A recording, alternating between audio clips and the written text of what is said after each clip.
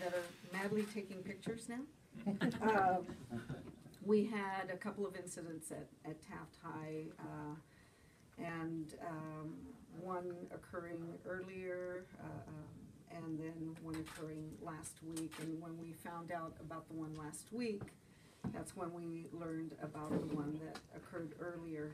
I'm sure you all heard about, read about the press release that Chief Whiting put out yesterday that noted that 8 students were cited and the offenses that they were cited for. And I think you could see the gravity of the situation as you read that. We had 8 students that were suspended, and those were the 8. One of the questions was, were those the 8 students that were cited? And yes, they were. They were. Right now, they are on suspension, and as we continue the investigation. The investigation is not complete because it involves a large number of individuals that were present, and so it takes a long time to interview, because as you start with one and the information that person provides you then leads you to something else and leads you to something else. And I shared with another group, it was like pulling a thread, it's like pulling a thread. So that's where we're at right now. Our head coach has been placed on administrative leave. It's not a disciplinary leave. It is simply to give us time to step back, do the investigation, and then make the best decision that we can. That's the same thing for students, by the way. The suspension gives the school an opportunity to do the investigation and then be able to make a decision on where we move forward. So right now we are playing against North at North on Friday. The varsity coaches have stepped up. Brian Durkin has reluctantly, I'll say, but I will say I met with the coaches before I came this morning, and they all want to coach for the students. They want to do that for the team. The one thing I want to share with you is that, as I've examined this more and more, and as I've talked to especially the males, but I'm sure it's not exclusive to males in sports, and especially with football, there have been some traditions, and they are not exclusive to Taft. That's the other thing I've learned. Not that I thought that they were, because as I was driving to work this morning, I remembered that when I was a high school student just a few years ago, I remember that as a freshman we were all scared to go to high school because we were worried about what they would do to freshmen, what that initiation was, and thank goodness for us it was that we had a second story, classrooms, and the seniors would sell you tickets to the elevator, of which there to this date is none. And you had to pay in order to go upstairs, and that was, the fee was, to that ticket. And I was also talking to one of my sons this morning, and he reminded me that his kinder, older brother, his friends had tried a trash can, because it's trash can. It had moved on to trash can, the freshman, and one of them ended up probably singing at a higher octave after that. But that conversation was basically to say, it goes on in a lot of different forms. Whatever form it takes, it's wrong. It's wrong, and it's been going on way too long. It's not a Taft High thing. It really is not. It's unfortunate that it happened at Taft High, and I can tell you that we've taken a lot of different measures. We reviewed them again this morning, not in the locker room specifically, but not just during after school when we have sports going on, but also during the day when we have students in there changing for PE as well. And I have learned also since then that as I've talked to colleagues up and down the state, and especially throughout Kern County via text and email and telephone, that they are doing the same thing, exactly the same thing we are. Exactly the same thing. They are reviewing, okay, who's on base, who is doing the supervision of the locker room, and then what does that mean? Because that supervision means walking through the locker room and making sure everybody is okay.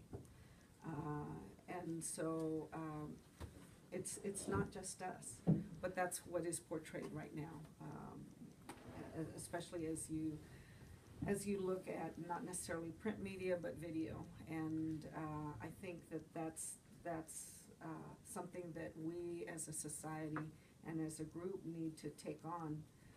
Because one of the things that really concerned me and continues to concern me is that the first incident happened and no one said a word. And the first incident was the most severe incident. No one said a word.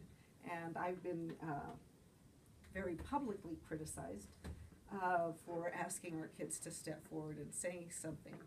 But I've not asked kids to come up and say to me or say to an administrator or say to whoever. I want them to say it to you, to their parents, to someone that they trust, to their neighbor, whoever it is, that they trust that something happened and it was not right. And I don't know what to do about it. And that person can contact us. We have a tip line. It's online. Students can also, or whoever, students, parents, adults, you can go online and let us know that something happened, but that didn't happen.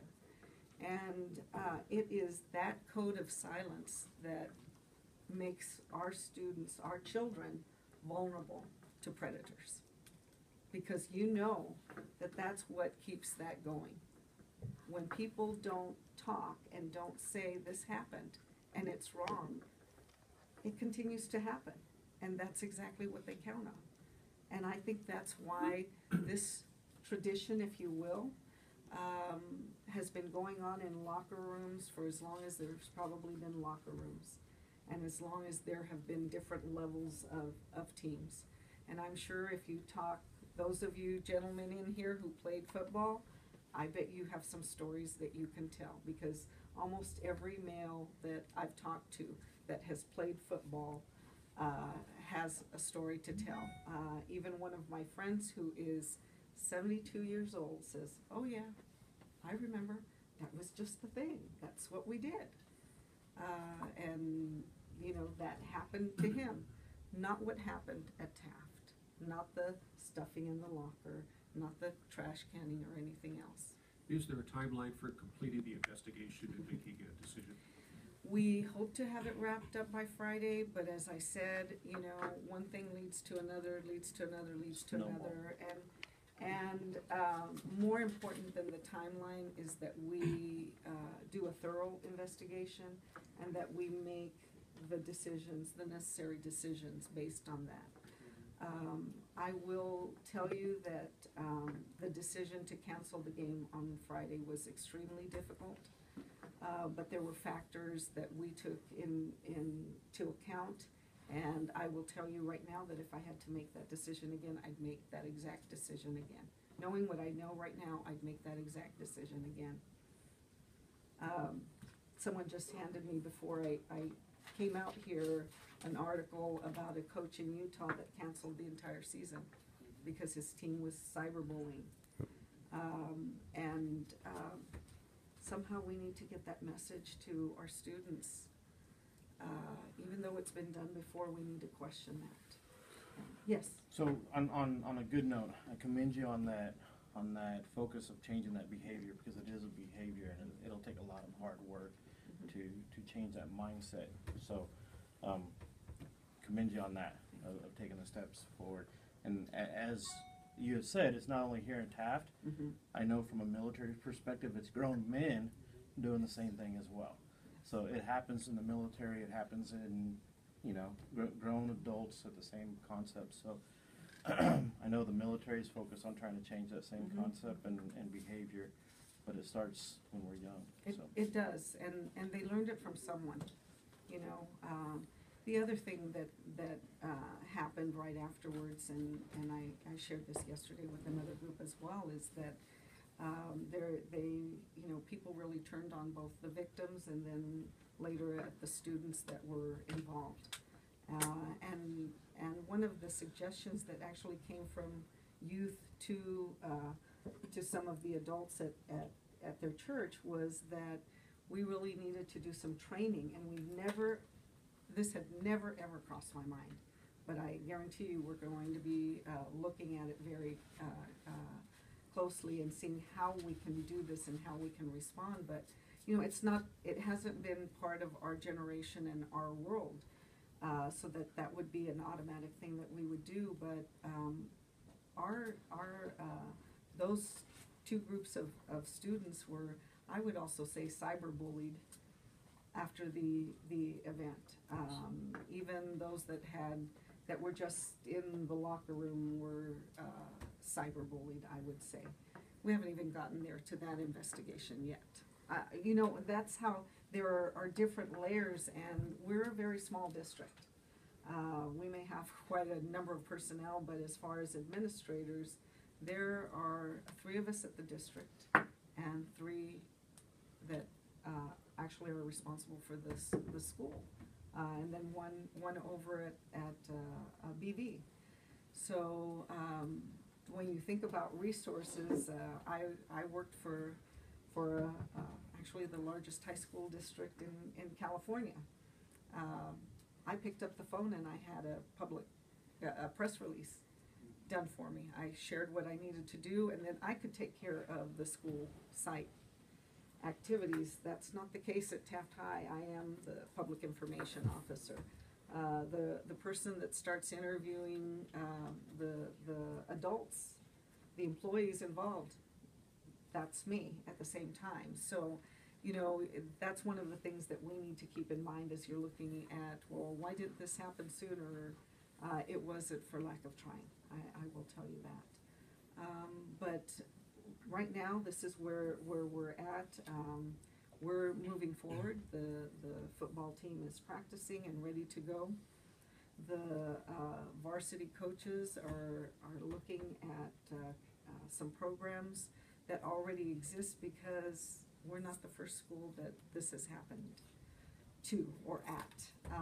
In fact, there's a school not too far from us where that happened last year, and there wasn't just one incident but several incidents, and they implemented a nationwide program. And so our coaches are looking at that right now, and we'll have a decision as to moving in that direction, but we'll be doing that quickly. We're not looking at just training the students. It's not just our students, it's us as adults as well. And so we're looking at a very holistic program. On Monday, I know that we are going to have quite the media turnout at our board meeting. And what I have said to others is, what do you want the portrayal of Taft to be at that board meeting? That's something that you will need to decide. We will keep it as an orderly board meeting, because we have a lot of business to attend to at that board meeting as well. We don't want this to dominate the entire meeting, but I can just tell you, as someone who is new to the community, not that I hadn't been here before, I've been here plenty of times before. And I had somebody email me and say, well, you know, you don't live there, so you really don't understand. I spend all of my waking hours pretty much out here, with the exception of weekends, and not all of those weekends, because some of those I'm out here as well. So I understand this community, I do, but it really doesn't matter which community it is. Our kids' safety is number one, and I'll hold to that no matter what.